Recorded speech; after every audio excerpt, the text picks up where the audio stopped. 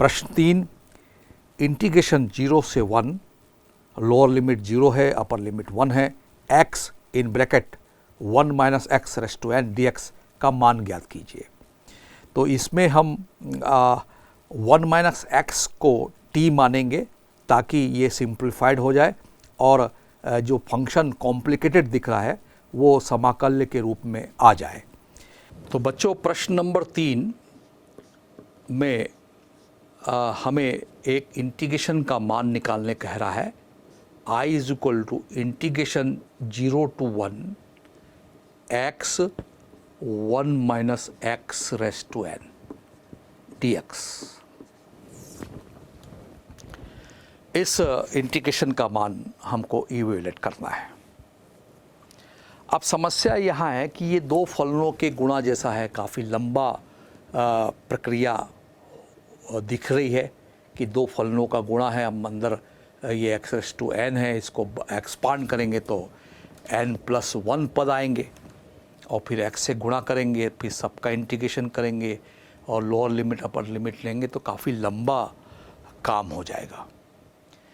तो आपको प्रगुण याद होगा कि इंटीग्रेशन यदि एक प्रगुण है 0 to a, एक फंक्शन है, इसका इंटीग्रेशन यदि मुझे करना है तो प्रगुण कहता है कि a और 0 को जोड़ो तो इंटीग्रेशन 0 to a f, 0 और a को जोड़ने से a आया तो a इसमें से घटा देंगे तो a माइनस एक्स dx हम इसको लिख सकते हैं।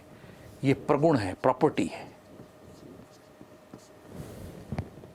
a और 0 को जोड़ने से a आया और इसके साथ वेरिएबल के साथ, चर के साथ मैंने घटा दिया तो समाकलन के मान में कोई अंतर नहीं पड़ता है। तो शायद इस प्रगुण का, इस प्रॉपर्टी का उपयोग यदि मैं इसमें करके देखूं तो ये काफ़ी सिंप्लीफाइड होने की गुंजाइश दिखती है। 0 और 1 का टोटल 1 आया तो जैसे a आया था, 0 और a का टोटल a आया था, a घटाया था तो यहाँ 0 और 1 को जोड़ेंगे तो 1 आएगा और 1 इसमें से घटाएंगे तो 1 माइनस एक्स, ये वाला फंक्शन 1 माइनस एक्स हो जाएगा। और ये क्या है, 1 माइनस एक्स है, भले ही पावर n है तो इसमें हम 1 माइनस एक्स के साथ घटाएंगे, पावर अभी भी n रहेगी। आप देख रहे हैं कि सवाल में क्या अंतर आया है। समाकलन प्रगुण कहता है कि समाकलन के मान में कोई प्रभाव नहीं पड़ता, दोनों समान हैं निश्चित समाकलन में। तो इंटीग्रेशन 0 to 1 है, 0 to 1 अभी भी इंटीग्रेशन है, ये 1 माइनस एक्स हो गया और ये क्या हो गया, 1 minus minus plus minus minus plus x raised to n और dx। x के सापेक्ष हम समाकलन करना चाहते हैं तो नेक्स्ट स्टेप सिंप्लीफाइड करने पर हमें मिलेगा इंटीग्रेशन 0 to 1 माइनस एक्स और ये 1 कैंसल आउट। फ़ायदा क्या हुआ देखिए, x raised to n dx। तो आप देख रहे होंगे कि जो प्रश्न में दिया है उसको हम एक इंटीग्रेशन कह रहे हैं, ये जो अब मिल रहा है उसको हम 2 कह रहे हैं। तो इसमें और इसमें अंतर क्या हुआ बच्चों, इसमें क्या दिक्कत थी, इसमें n पद आते, n+1 पद आते। आपको मालूम है कि 1 प्लस एक्स कहो या 1 माइनस एक्स कहो, यदि मैं इसको एक्सपांड करता, प्रसार करता इसका, तो इसमें पदों की संख्या n+1 होती है तो बड़ी दिक्कत होती। ये दिक्कत की समस्या का हल इस प्रगुण ने कर दिया। अब बड़े आसानी से हम अंदर गुणा करेंगे कि वो 2 ही पद आएंगे, एक्स रेस्ट टू n का इसमें गुणा कर सकते हैं तो ये क्या होगा, लिमिट 0 to 1 ही रहेगी, एक्स रेस्ट टू n आएगा और माइनस एक्स रेस्ट टू 1 के साथ n जुड़ जाएगा तो ये इंटीग्रेशन बड़ा आसान हो जाएगा। पहले बहुत दिक्कत थी, जैसे कि बताया n+1 टर्म्स आते, तो उस दिक्कत का सलूशन प्रॉपर्टी ने आसान कर दिया। ऐसे बहुत सारे सवाल होते हैं बच्चों, कॉम्पिटिटिव एग्जामिनेशन में भी काफ़ी ज़्यादा महत्व है इस प्रगुण का। जब इसका इंटीग्रेशन जब हम करेंगे तो x⁻n+1 आएगा अपॉन n+1 आएगा। आपको मालूम है इसका घात जुड़ती है और इसमें x की घात n+1 पहले से है तो n+1 2 हो जाएगा अपॉन n+2।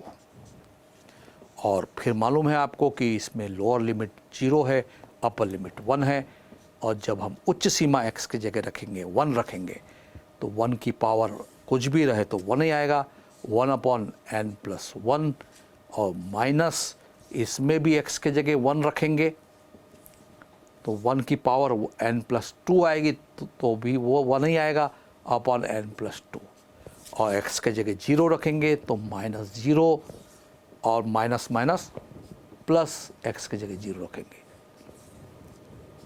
तो जो i आ रहा है उसका रिजल्ट हमें मिल रहा है 1/n+1 माइनस 1/n+2।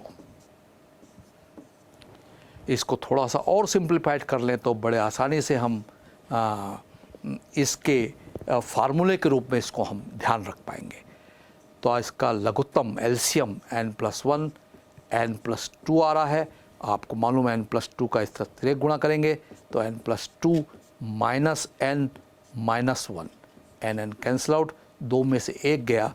तो इसका फाइनल रिज़ल्ट आप ये भी कह सकते हो, कोई दिक्कत नहीं है। थोड़ा सा और मैं इसको कैलकुलेट कर रहा था, 1/n+1 n+2 इसका आंसर है। एक परीक्षा में एक प्रश्न पूछा गया कि 0 से 1 x 1 minus x raised to 3/2 dx। तो ये रिज़ल्ट आपको मालूम रहे तो यहाँ आप देख रहे हैं कि n की वैल्यू 3/2 है।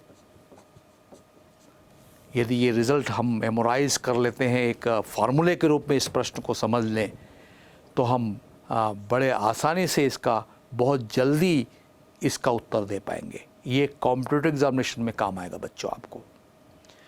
तो 1 डायरेक्ट इसमें n के जगह 3/2 प्लस 1 रख दें।